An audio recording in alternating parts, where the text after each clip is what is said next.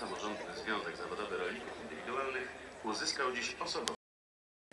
Nowemu związkowi z siedzibą w Warszawie przewodzi Józef Ślisz, do tej pory przewodniczący Gminnego Związku Kółek i Organizacji Rolniczych w Bierutowie. Również na świecie wydarzenia ulegają przyspieszeniu.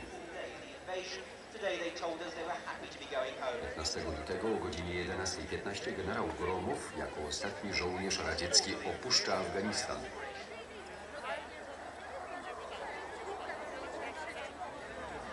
Niespokojnie jest w Europie Wschodniej. Antyżołnierze w Pradze. Tylko 800 aresztowanych. Tylko. Bo podczas demonstracji zwolenników niepodległości w Tbilisi ginie 19 osób. 5 maja Lech Wałęsa otrzymuje Nagrodę Praw Człowieka Rady Europy.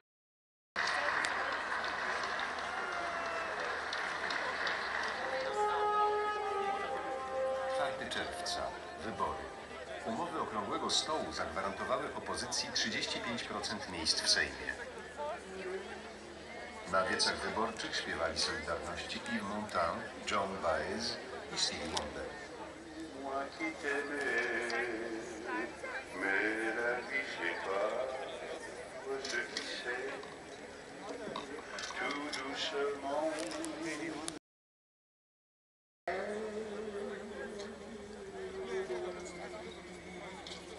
Solidarność w wolnych wyborach do Senatu zdobyła 99 miejsc na 100.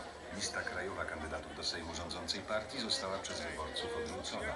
Musiały się odbyć wybory uzupełniające. Tego samego dnia przeciwieństwo spokoju w Pekinie i domagający się dialogu władzy ze społeczeństwem zostali zmasakrowani. Według oficjalnych danych 30 osób zginęło. Według nieoficjalnych kilkaset.